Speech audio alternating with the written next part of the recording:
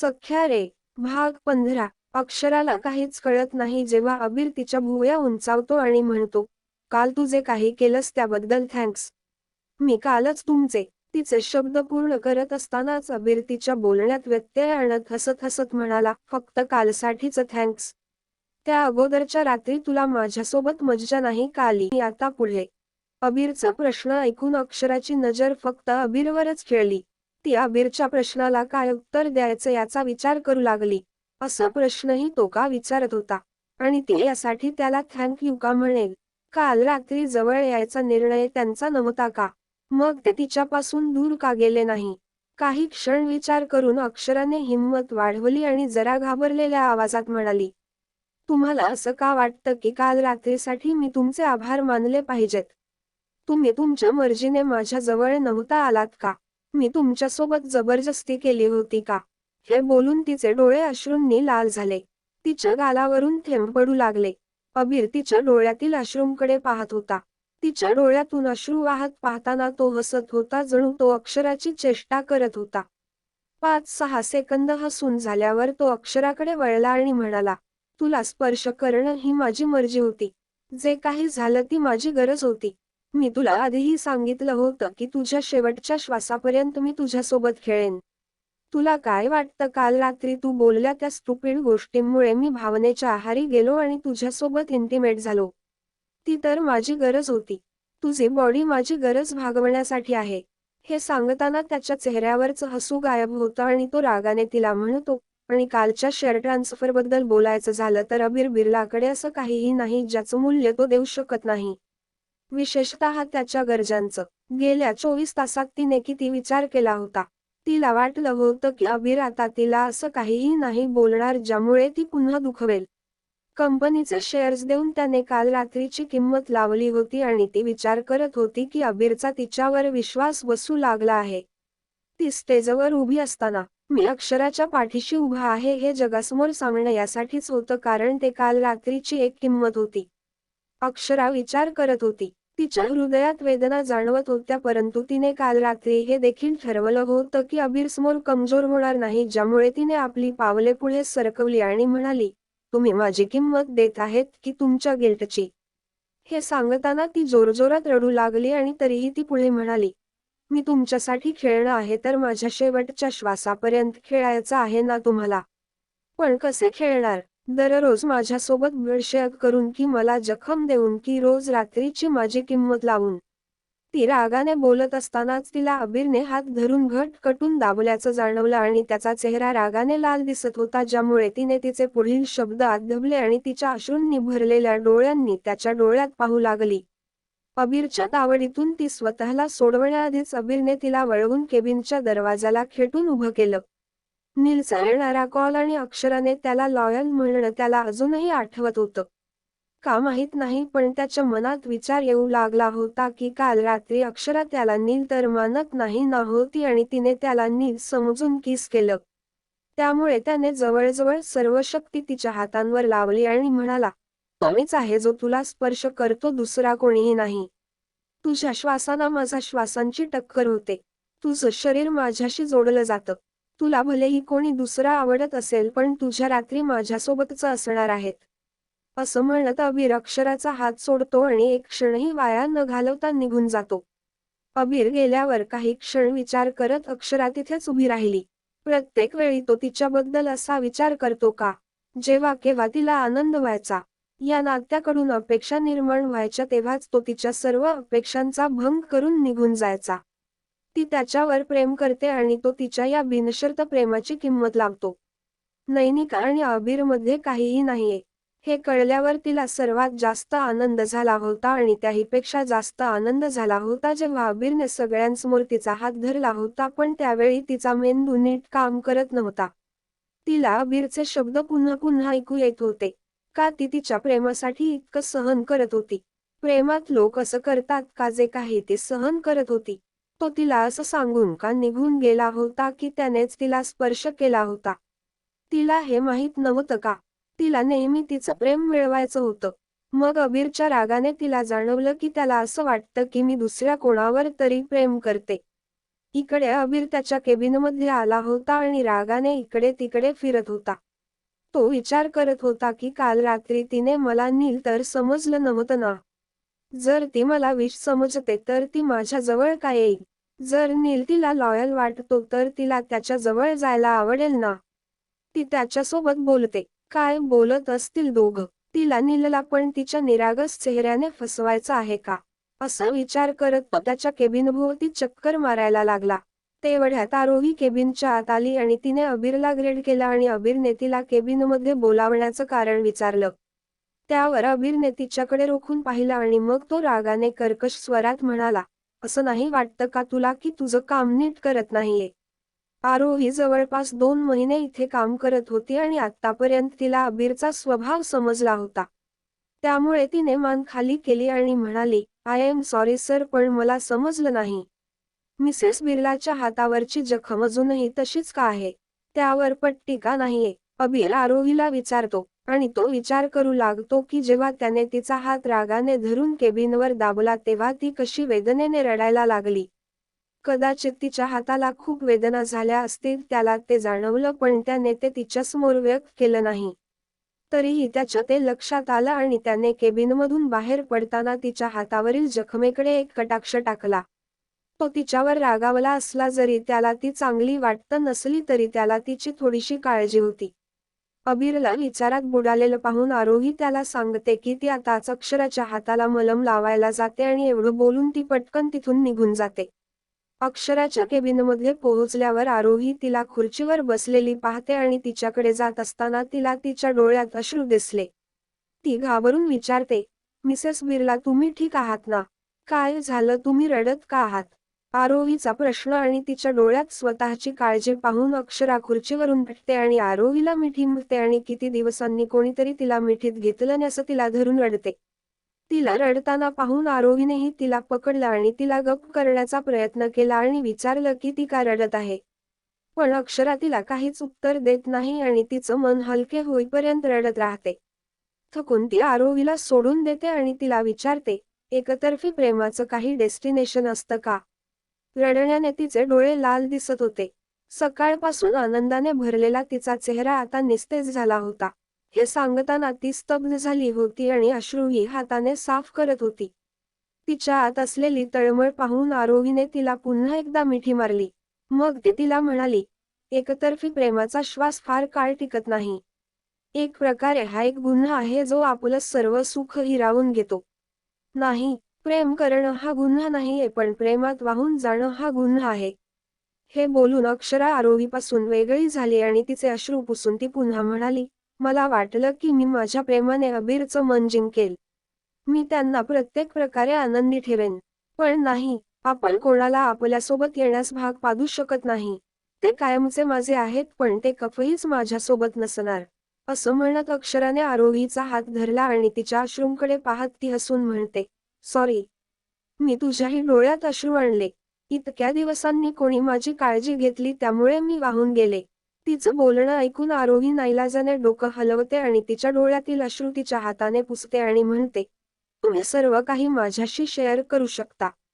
मला आता कळलं आहे की तुमच्यात आणि अबीर सर मध्ये काहीही बरोबर नाहीये. पण मी कोणालाही सांगणार नाही आणि असं समजू नका की मला तुमच्या भावना कळत नाहीत. मी सुद्धा कोणावर एकतर्फी प्रेम केलं, पण मी त्याच्या लायक नव्हते. जेव्हा मला कळलं की तो कोणा याला लग्नासाठी विचारणार आहे, म्हणून मी त्याला काहीही न सांगण्याचा निर्णय घेतला आणि तिथून मुंबईला आले. म्हणजे मी समजू शकते की तुमचं अबीर सरांवर किती प्रेम आहे. थँक्स आरोही, तुझ्याशी बोलून माझं मन हलकं झालं. आजपर्यंत मुंबईत माझं कोणीच नव्हतं, मित्रही नाही. पण आता वाटतंय की मला एक फ्रेंड सापडला आहे. तू मला माझ्या नावाने हाक मारत जा, मला आवडेल. इथे मला माझ्या नावाने कोणीही हाक मारत नाही. अक्षरा आरोहीकडे बघत म्हणाली. त्यावर आरोहीने मान हलवत तिला मिठी मारली. मग अचानक वेगळी झाली आणि तिला थांबायला सांगून तिथून निघून गेली. ती इतक्या वेगाने धावत असल्याचं पाहून अक्षरा उभी राहून तिला जाताना पाहत राहिली. काही मिनिटांनी तिला आरोही हातात फर्स्ट एड बॉक्स घेऊन येताना दिसली. केबिनमध्ये येऊन तिने अक्षराला बाजूला बसवलं आणि तिच्या हाताला स्पर्श केला. अक्षराला आता समजलं होतं की आरोही तिच्या हातावरची जखम बघून काळजीत पडली होती. अक्षरा तिला काही करण्यापासून थांबवण्याआधीच आरोहीने तिला तिच्या बाजूला बसवून फर्स्ट एड बॉक्समधून औषध काढलं आणि तिच्या जखमा साफ करू लागली. अक्षराने तिला 2 वेळा थांबवलं पण आरोही आपलं काम करत गेली. तिने आधी तिची जखम साफ केली आणि नंतर मलम लावून मलमपट्टी केली. ती तिच्या जखमेला बघत असतानाच केबिनचा दरवाजा उघडला आणि राघव आत आला. केबिनमध्ये येताच राघवने सहजच अक्षराला गुड मॉर्निंग म्हटलं आणि हसायला लागला. इतक्यात अक्षराच्या हाताला पट्टी बांधली गेली होती त्यामुळे ती तिच्या जागेवरून उभी राहिली आणि राघवला विचारलं, मला ऑफिसला का बोलावलं आहे? तिच्या प्रश्नाला उत्तर देताना राघव म्हणाला, आज तुम्हाला काही काम नाही करावं लागणार आहे. सरांनी सांगितल्याप्रमाणे मी तुम्हाला सगळं समजावून सांगेन. असं म्हणत त्याने आरोहीकडे पाहिलं आणि मग अक्षराला बसायला सांगितलं. अक्षरा पुन्हा त्याच जागी जाऊन बसली. आरोही उठून अक्षराच्या शेजारी उभी राहिली आणि तिच्या हातातला फर्स्ट एड बॉक्स केबिनमधल्या टेबलावर ठेवला.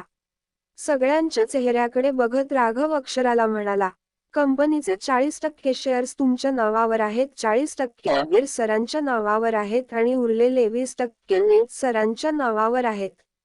या कंपनीत नील सर काहीही काम करत नाहीत तर आबिर सर 60% त्यांची जबाबदारी घेतील. परंतु तुम्हाला प्रत्येक मीटिंगमध्ये प्रत्येक प्रोजेक्ट आणि सर्व प्रेझेंटेशनमध्ये उपस्थित राहावं लागेल अन्यथा उर्वरित बोर्ड ऑफ मेंबर आबिर सरांच्या या निर्णयाच्या विरोधात जातील. उद्या रात्री 8 वाजता एक मीटिंग किंवा तुम्ही म्हणू शकता गेट टुगेदर आयोजित करण्यात आला आहे ज्यामध्ये आबिर सर तुमच्या सोबत नसतील. कंपनीचे इन्व्हेस्टर्स मेंबर आणि सर्व स्टाफ्स तिथे उपस्थित असतील ज्यामध्ये ते तुम्हाला जाणून घेण्याचा आणि समजून घेण्याचा प्रयत्न करतील आणि तुम्ही त्यांना. अक्षरा राघवचं पूर्ण लक्ष देऊन ऐकत होती. त्याचं बोलणं संपल्यावर तिने गंभीरपणे मान हलवली आणि पुन्हा आबिर काय बोलला याचा विचार करू लागली.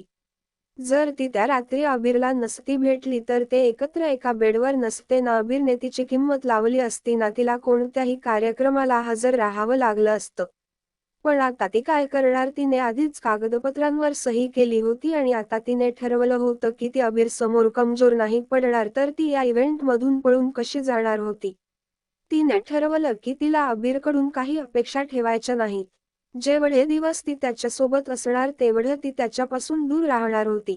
तो तिच्या समोर आला तरी ती असं वागणार होती की त्याच्या असण्याने नसण्याने तिला काही फरक पडत नाहीये. सर्व काही समजावून सांगितल्यावर राघवने तिला सांगितलं की आबिर सर उद्या तिच्या सोबत राहणार नाही. त्यांना काही महत्त्वाचं काम आहे त्यामुळे ते पार्टीला उपस्थित राहू शकत नाही. हे ऐकून अक्षराने तिचा श्वास रोखून धरला आणि राघवला थँक्स म्हटलं. इकडे आबिरला त्याच्या एका मीटिंगसाठी काल रात्री 7 वाजता सिंगापूरला जाणारी फ्लाईट पकडायची होती आणि त्याचं मीटिंगच्या तयारीत तो व्यस्त होता. मीटिंगमध्ये प्रोजेक्टबद्दल प्रेझेंटेशन देण्यासाठी त्याने खूप मेहनत घेतली होती. टीम आधीच सिंगापूरला गेली होती. परवा सकाळी 6 वाजता त्यांची मीटिंग सुरू होणार होती त्यामुळे त्यांना रात्रीच सिंगापूरला पोहोचायचं होतं पण कुठेतरी त्याला अक्षरा इतर मेंबर्ससोबत कशी उभी राहील याची काळजीही वाटत होती कारण असे बरेच सदस्य होते ज्यांना अक्षराचं कंपनीत येणं अजिबात आवडलं नव्हतं. त्याला माहीत होतं की उद्याची पार्टी अक्षराला जाणून घेण्यासाठी नाही तर तिला कंपनीतून बाहेर काढण्यासाठी आयोजित केली होती त्यामुळे तो खूप काळजीत होता. घरी आल्यावर अक्षराने पहिले कपडे बदलले आणि हलका नाईट सूट घातला आणि खाली हॉलमध्ये आली. एवढं सर्व बोलल्यानंतर तिला माहिती होतं की आबिर घरी येणार नाही त्यामुळे तिला वाईट वाटत होतं पण यावेळी तिला आबिरला बघायचंही नव्हतं. आबिर नेहमी तिला अशा कठोर गोष्टी बोलायचं जणू ती या जगातील सर्वात वाईट मुलगी आहे आणि आज त्याने तर मर्यादा ओलांडली होती. तो तिला म्हणाला होता की जेव्हा त्याला तिची गरज असेल तेव्हा तो तिला स्पर्श करेल जणू या सर्वात तिची मर्जी असो किंवा नसो. तो फक्त खेळण्यासारखा तिच्याशी खेळत होता. खूप रात्र याच विचारात निघून गेली. अक्षराला झोप येत नव्हती. ती कधी झोपायला जायची तेव्हा तिला आबिरचा रागावलेला चेहरा आठवायचा जो तिला जागा करायचा आणि ती घाबरून जागी व्हायची. तिने पूर्ण रात्र जागून काढली आणि ती बरोबर होती खरंच त्या रात्री आबिर घरी परतलाच नाही. 5:30 वाजता अक्षरा बेडवरून उठून गच्चीवर गेली. बराच वेळ तिथे उभी राहून आकाशाकडे पाहत होती. त्यानंतर तिला काहीतरी बरं वाटलं आणि ती खाली आली. इकडे आबिरलाही रात्रभर झोप येत नव्हती. त्याच्या महत्त्वाच्या प्रोजेक्टसाठी अजून काही काम बाकी होतं म्हणून तो रात्रभर ऑफिसमध्येच थांबला होता आणि सकाळी 7च्या सुमारास त्याच्या टीमसोबतच्या ऑनलाईन मीटिंगमध्ये सगळं समजावून सांगत होता. रात्री तो तिथून निघाला आणि त्याच्या डॅडच्या मेन्शनकडे निघाला. त्याच्या डॅडच्या मेन्शनमध्ये नेहमी 2 सर्वंट असायचे. त्यातला एक नेहमी तिथेच असायचा आणि दुसरा आपलं काम करून निघून जायचा. आजकाल अबीरला रोज इथं आलेलं बघून त्या सर्वंटला काही समजलं नव्हतं. त्याला माहीत होत की अबीरचं आता लग्न झालं आहे तरीही तो बहुतेक वेळा इथेच राहतो, त्याला हे पचनी पडेना. पण अबीरला त्याच्या बायकोबद्दल विचारणार त्याच्या हिम्मतीबाहेर होतं. मेन्शनमध्ये पोहोचल्यावर अबीरने सर्वंटला ज्यूस आणि काही हलका नाश्ता आणायला सांगितला आणि फ्रेश होण्यासाठी त्याच्या खोलीत गेला. रात्रभर जाग राहिल्यामुळे त्याला डोकेदुखीचा त्रास होत होता म्हणून त्याने ज्यूस सोबत पेनकिलर घेतली आणि थोडा वेळ झोपण्याचा प्रयत्न केला पण त्यालाही झोप येत नव्हती. म्हणून काही क्षण होऊन राहिल्यावर तो उठला आणि बॅग पॅक करू लागला. संध्याकाळी गेट टुगेदर पार्टीला जाण्यापूर्वी आरोहीने अक्षराला छान प्रकारे रेडी केलं. शेवटी आता ती बिर्ला ग्रुप ऑफ कंपनीची मालकीण आहे ते पाहून आरोहीने मार्केटमधून येतानाच अक्षरासाठी एक ड्रेस आणला होता. जो इतका महाग नव्हता पण तिच्या बाकीच्या ड्रेसेसपेक्षा खूप सुंदर होता. तो एक simple off shoulder sky blue कलरचा लॉंग फ्रॉक होता ज्यात अक्षरा खूप सुंदर दिसत होती. आरोहीने तिला हाय हिल्स सँडल घालायला लावली आणि हातांनी तिचा मेकअप करून दिला. मेकअप केल्यानंतर ती रोजच्या तुलनेत खूपच सुंदर दिसत होती. तिने आपले केस सरळ केले होते आणि कानात लहान मोत्यांचे कानातले घातले होते. तसेच तिच्या गळ्यात एक चेन पण घातली. तयार झाल्यावर तिने अक्षराला गाडीची चावी दाखवली आणि म्हणाली, अबीर सरांनी तुमच्यासाठी कार दिली आहे आणि सांगितलं आहे की आतापासून जर तुम्हाला कुठेतरी जायचं असेल तर तुम्ही याचाच यूज कराल ना की त्या ऑटो किंवा टॅक्सीचा. अबीरच्या या सगळ्या गोष्टी बघून अक्षराच्या मनात एकच गोष्ट येत होती की अबीर हे सगळं तिला देत होता कारण ती त्याच्यासोबत इंटिमेट झाली होती. तिला हे सगळं अजिबात आवडत नव्हतं. तरीही ती आरोही समोर थोडी हसली आणि वेळ लक्षात घेऊन तिला सोबत चलायला सांगितलं. तिथे पार्टीमध्ये सर्व लहान मोठे मेंबर, इन्व्हेस्टर्स आणि बोर्ड मेंबर्सही उपस्थित होते. अक्षरा तिथे पोहोचेपर्यंत संपूर्ण बँक्वेट हॉल गर्दीने भरलेला होता. तिने सर्व ऑफिस स्टाफकडे छान नजर टाकली. तिथे सुनीता आणि नैनिका पण हजर होत्या. मायरा पण तिचा बॉयफ्रेंड राजसोबत होती. ती पहिल्यांदाच अशा मीटिंगला आली होती ज्यामुळे तिच्या चेहऱ्यावर इतर कोणत्याही प्रकारचा उत्साह नव्हता आणि कोणतेच एक्सप्रेशन सुद्धा नव्हते. अबीरच्या बोलण्याने ती खूप दुखावली गेली होती. चेहऱ्यावर क्वचितच हसूही दिसत होतं. आरोही आणि राघवच्या सांगण्यावरून ती काही लोकांना भेटली. ते लोक बराच वेळ झाले बिझनेस जगात आधीच कार्यरत होते. त्यामुळे अक्षरा खूप विनम्रपणे बोलत होती आणि एक एक करून सगळ्यांना भेटत होती. सर्वात जुने इन्व्हेस्टर्स मिस्टर विशाल शर्मा अक्षरापासून दूर उभे होते. तो मध्यम वयाचा लठ्ठ माणूस होता. त्याच्यासोबत त्याची बायकोही उभी होती. त्यामुळे राघवने अक्षराला तिथे जाण्यास सांगितलं आणि त्यांच्यासोबत समजून घेऊन छान बोलायला सांगितलं. त्यांच्या जवळ पोहोचून अक्षरा त्यांना नमस्कार करून हात मिळवणार होती तेवढ्यात नैनिका तिथे आली आणि जवळजवळ अक्षराला ढकलून ती त्या जागी उभी राहिली. तिने तिला मुद्दाम ढकलले होतं. तरीही तिने सॉरी म्हणण्याचं नाटक केलं आणि मिस्टर विशाल सोबत हँडशेक करत म्हणाली, हॅलो, मी नैनिका, नैनिका सिंग, NS एंटरप्राइजेसची डायरेक्टर. माझ्या कंपनीला तुमच्यासोबत खूप दिवसांपासून काम करायचं आहे पण नेहमीप्रमाणे तुम्ही मिस्टर अबीरची कंपनी निवडता. असं म्हणतात की वेळोवेळी टेस्ट चेंज करायला हवी नाही तर त्याच टेस्टचा कंटाळा येतो. विशालला म्हणत नैनिका अक्षराकडे पाहते आणि कडवट स्मितहास्य करत पुढे म्हणाली, आणि आता मिस अक्षरा. अरे प्लीज मला माफ करा हा. मिस्टर अबीरने त्यांच्या कंपनीचं व्यवस्थापन एका अशा व्यक्तीच्या ताब्यात दिलं आहे ज्या व्यक्तीला एक दिवसाचाही अनुभव नाहीये आणि सी कंपनीचे डायरेक्टरही अजून आलेले नाहीत. त्यांनी आपली जबाबदारी सोडलेली दिसते. बरं मी तर फक्त इशारा द्यायला आले होते की तुम्ही इन्व्हेस्ट केलेले पैसे डुबायला नको. पण तुमचं माझ्या कंपनीत ऑलवेज वेलकम आहे. नैनिकाचं बोलणं ऐकत असताना विशालच्या लक्षात आलं की अबीर पार्टीत उपस्थित नाहीये त्यामुळे त्याचा चेहरा फिकट दिसू लागतो जे पाहून अक्षरा पटकन नैनिकाच्या बोलण्याला उत्तर देते. आता जर तुमच्या कंपनीत ती टेस्ट असती जी आमच्या कंपनीमध्ये आहे तर मिस्टर विशाल यांनी तुम्हालाच नसतं का चूज केलं. जर त्यांनी आम्हाला निवडलं आहे तर त्यांचा आमच्यावर विश्वास असणारच. विशालकडे बघत, बरोबर म्हणले ना मी मिस्टर विशाल. तुम्हाला मिस्टर अबीरकडून काही तक्रार आहेत का? हे बोलून अक्षरा नैनिकाकडे बघते आणि जशी ती हसत होती तशीच हसते आणि मग म्हणते, आणि अबीर बद्दल सांगायचं तर ते त्यांचं काम पूर्ण झाल्यावरच एजरे करतात. म्हणूनच तर त्यांना businessman of the year award मिळाला आहे. आता प्रत्येकजण तुमच्यासारखं इतरांच्या इन्व्हेस्टर्सचं ब्रेनवॉश करायचा काम थोडी ना करतील. विशाल आणि त्याच्या बायकोकडे पाहून, मला वाटतं नाही की तुम्हाला माझ्या कंपनीत येण्यास काही अडचण असेल, कारण मला माहिती आहे की तुमची पत्नी देखील एक बिझनेस विमन आहे आणि सुरुवातीला त्या देखील एक अनएक्सपिरियन्स कलिगच असणार. आणि माझे हसबंड अबीर जसे माझा सपोर्ट करत आहेत तसाच तुम्हीही त्यांना सपोर्ट केला असणारच ना. मिस्टर विशाल तिच्या बोलण्याने खूप प्रभावित झाले. त्यांनी तिच्याकडे पाहिलं. यावेळी त्याच्या डोळ्यात एक विचित्र प्रकारची चमक होती. अक्षराचं सौंदर्य त्यांना खूप आकर्षित करत होतं. इतरांप्रमाणे त्याला अक्षरा कृत्रिम वाटली नाही. यामुळे त्यांनी अक्षराकडे बघितलं आणि म्हणाले, येस मिस अक्षरा, बरोबर म्हणाल्या तुम्ही. प्रत्येक माणूस सुरुवातीला नवशिक्या असतो. आणि जेव्हा मिस्टर अबीरचं मिस अक्षरा सोबत असतील तर आम्हाला काय प्रॉब्लेम असणार ना. असं म्हणत त्यांनी वेटरला त्यांच्याकडे यायचा इशारा केला. वेटर आल्यावर ते अक्षराच्या हातात एक ड्रिंकचा ग्लास, नैनिकाच्या हातात एक ग्लास आणि एक ग्लास स्वतःच्या हातात घेऊन चीअर्स करत म्हणाले, तुमच्या हसबंड सारख्याच तुम्हीही खूप सुसज्ज आणि सुंदर आहात. नैनिकाला अक्षराची स्तुती अजिबात सहन होत नव्हती, त्यामुळे ती हसते आणि विशालला एक्सक्यूज मी म्हणत तिथून निघून जाते. अक्षरा तिच्या डोळ्यातील राग नक्कीच नोटीस करते पण प्रतिक्रिया देत नाही. अक्षरा नैनिका आणि विशालचं बोलणं मागे उभं राहून आरोही आणि राघव स्पष्टपणे ऐकू शकत होते. आणि अक्षराला नैनिकाचा अपमान करताना पाहून दोघेही हसत होते. दोघांनाही नैनिका आवडत नव्हती, त्यामुळे अक्षराच्या या उत्तरावर दोघांनाही आनंद झाला होता. ती गेल्यानंतर आरोही पटकन अक्षराकडे सरकली आणि तिला स्वतःकडे खेचत म्हणाली, ही नैनिका संपूर्ण इंडस्ट्रीमध्ये असंच करते. तिला इतरांचे प्रोजेक्ट, त्यांचे क्लायंट आणि आयडिया चोरायला आवडतात. तुम्ही तिच्यापासून दूर राहा. बाकी तुम्ही तिची छान तारीफ केलीत, मला ऐकून खूप आनंद झाला. त्या दोघी बोलत होत्या तेवढ्यात जवळपास सगळेच तिथे आले आणि आपापल्या टेबलावर बसू लागले.